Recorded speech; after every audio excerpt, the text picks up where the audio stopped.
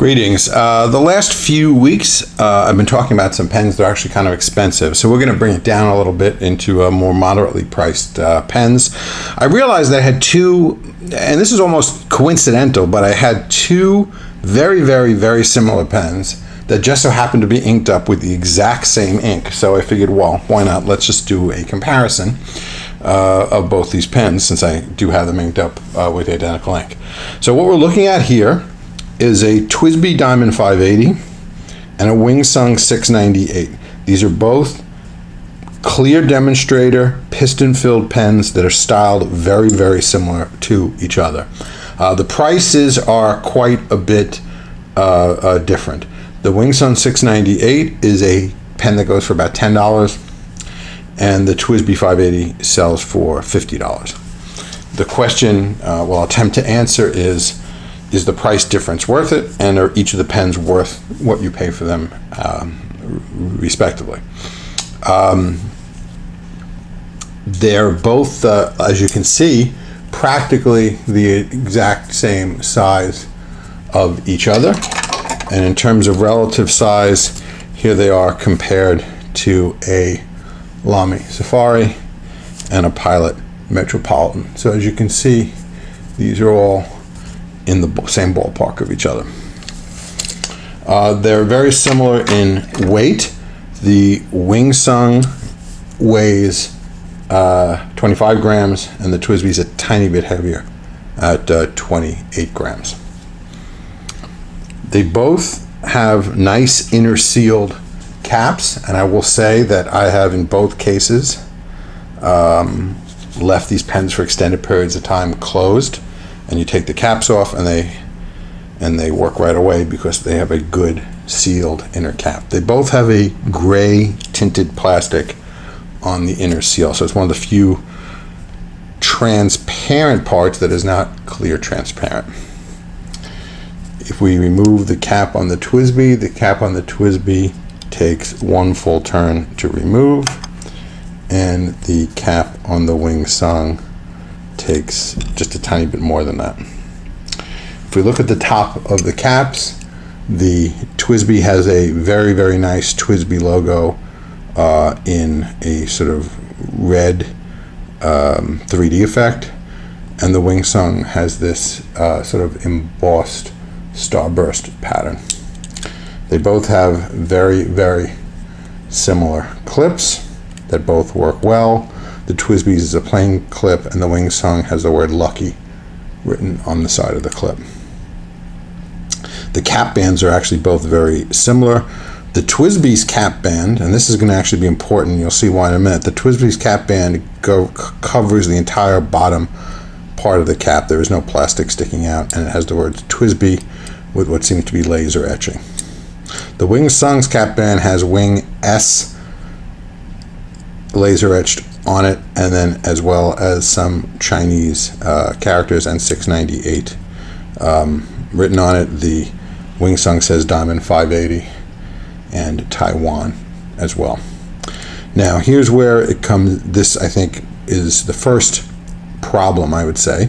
On the Wingsung, if you notice, we actually have cracking in the plastic below the cap band. So the fact that the TWISBI's cap band actually goes all the way to the bottom of the cap is actually a big plus there, because that would have likely avoided this cracking here. On the pens themselves, the Wingsung has a smaller nib with short shoulders. The TWISBI has a typical sort of broad shouldered nib. The Wingsung says Wing S, super quality, and an F for fine. The TWISBI has the TWISBI logo, the word TWISBI, a little bit of decorative scroll work, and an M for medium.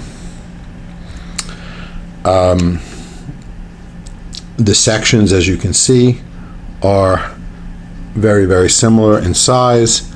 The TWISBI has a metal ring around the top of the section. Another issue that might be a big difference is that the TWSBI posts very easily. Now granted, it posts, you're actually posting it on the back of the piston turning knob, but that actually hasn't posed a problem for me all the time I've had this pen, but just be warned that that's what happens.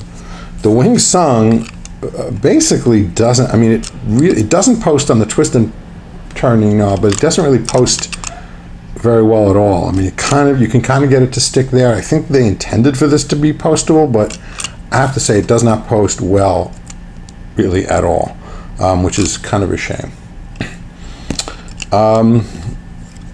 In terms of writing, we'll see that in a minute, but you're dealing with two quite bit different nibs here. The TWSBI has a pretty good selection of nibs as well. You can get fines, mediums, broads, stubs, etc. So TWSBI offers a much bigger selection than Wing Sung does, which I don't think they really offer any choices of nib at all. As you can see, the piston turning knobs both look very similar. There's a chromed ring and then the piston turning knob itself. They both fill very, very well and easily and hold a very, very large amount of ink. We should probably spend a minute talking about the filling mechanisms on this. They're both fairly standard piston filled mechanisms. On the Wing Sung, you do have to pull out the piston to disengage it and then rotate it. So it's got a piston knob that you have to pull to disengage, and when you want to re-engage it, there's a tiny little tab that has to line up to lock back in. Not a big deal. The TWSBI is more of a just turn it and you're good to go kind of pen. But again, I haven't, even though the TWSBI's piston doesn't really have a locking mechanism, I have never had a problem with inadvertently turning the knob when it's posted. Maybe I've just been lucky, or maybe this just really screws down very well. I don't know. That I can't say, but it has not been a problem for me. But if that kind of thing bothers you, that's definitely something to take into consideration. You do have that extra little locking mechanism on the Wing Sung, which some people like, some people don't like. So factor that in. The other advantage the Wing Sung has is you can disassemble it without a tool. The TWSBI can be disassembled, and not that difficult, without that much difficulty either, with a special wrench that they actually do include in the package. So that should not be much of an issue either. So let's see how they write, and then maybe we can come to some sort of conclusion about these guys. And we're going to find that out right now. So first up is the TWSBI Diamond 580, and this is a medium steel nib, and this just writes great. It's got a great flow, really super reliable. It's decently smooth and it's fairly wet. And has just the right amount of feedback that I like. I wouldn't say it's overly smooth. It's not the smoothest nib I've ever written with, but it's smooth to the degree that I like it to be definitely classified as a smooth nib, but has enough feedback that I'm, sort of comfortable with, because I kind of like a little bit of feedback in my nib. So this is just a great, reliable writing pen. I think at $50, I think it's worth it. I think if you want a quality piston-filled pen, this is just a really, really nice pen. I think it's worth every bit of the $50 that they charge for it. So you're getting a good deal for $50 with this. If you told me you wanted to spend $50 on a pen, I'm not so sure that you could do too much worse than this for a $50 pen. It's just a nice pen. Let's look at the Wing Sung now. So now what we're writing with here is the Wing Sung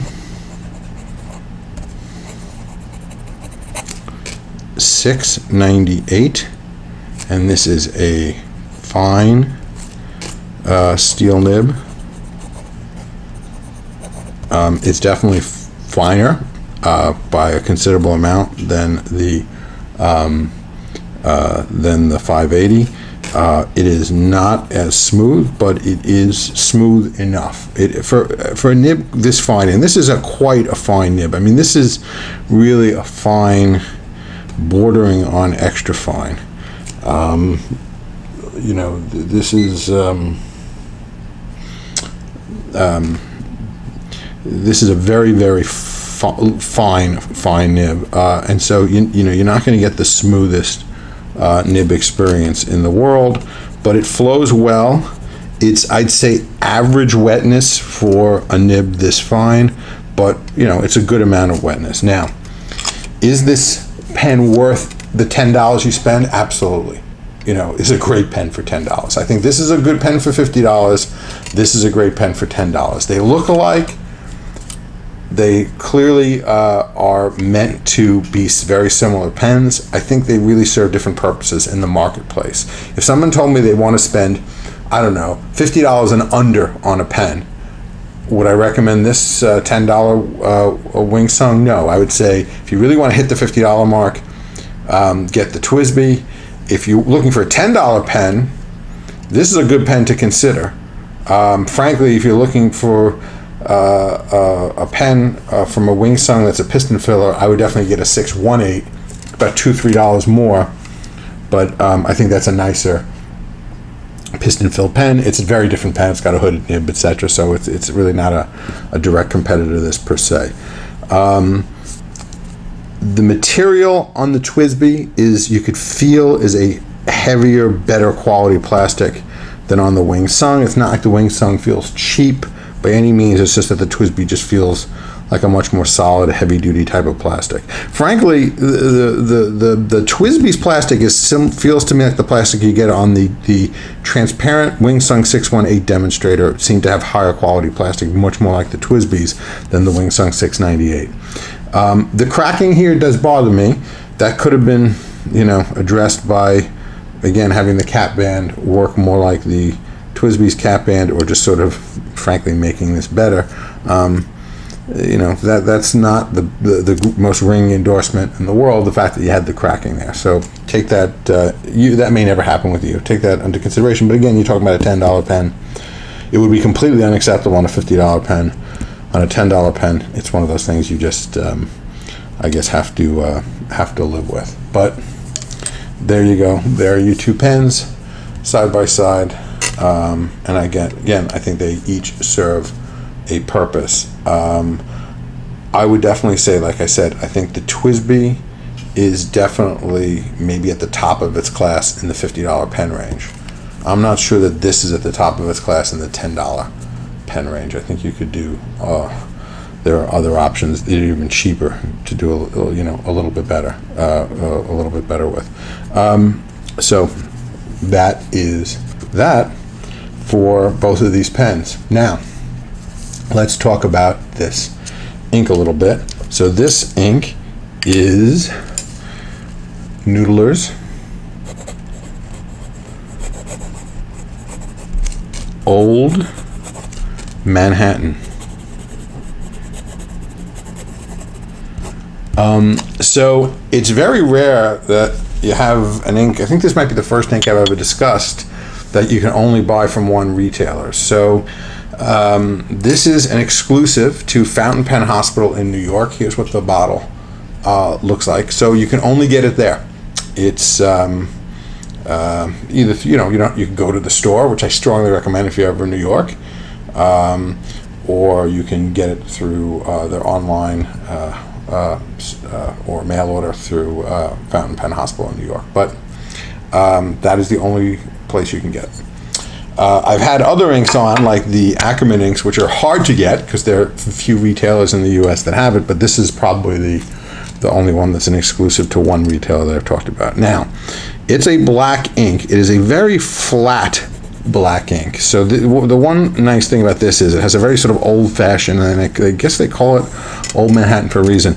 There's something about it that seems very old-fashioned to me because there's no sheen of any kind to this ink. It is just a very, very flat black, which has some appeal.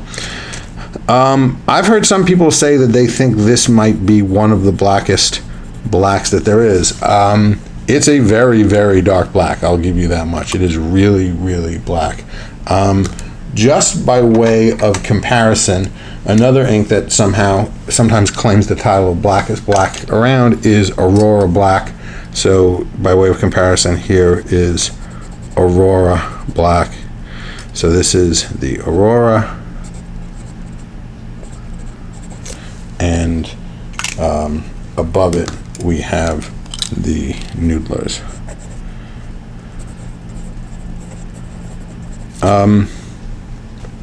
They both look pretty black to me. So which one is blackest? With my naked eye here, I can't see much of a difference. The Noodlers cost a small fraction of what the Aurora does, so there is that. So the Old Manhattan is a really nice flat black ink that has sort of, to me, an old-fashioned kind of feel to it because of its complete lack of any sort of sheen, etc. Actually, now that these guys are drying, I'm going to give the edge to the Aurora in terms of blackness. I'm rethinking that tie. So if I had to give the edge to one, it would be the Aurora by a whisker. But this Noodlers is a great ink, especially for the price. Like I said, the Aurora is this might be one of the most, on a per milliliter basis, one of the most expensive inks I have, and this is typical inexpensive Noodler's priced ink. This ink flows really well. It behaves well in both the pens, so that's it in the TWISBI, and like I said, here we are in the Wing Sung. It's got a really, really good flow to it. I've been very happy with this ink for a while. It is not the fastest drying ink in the world, so it's not like a substitute for like a Bernanke ink or anything like that. But you know, it's not a like X Feather or something like that just really takes an inordinately long time to dry. I'd say it has about average dry time on this Rhodia paper. Doesn't seem to have any sort of a feathering problem or any kind of a bleed through problem, as you can see here. So good solid ink, and I like it quite a bit. Well, that is, I think, all we need to talk about in terms of this review. I hope you liked it. If not, please let me know what you didn't like about it. And until next time, bye-bye.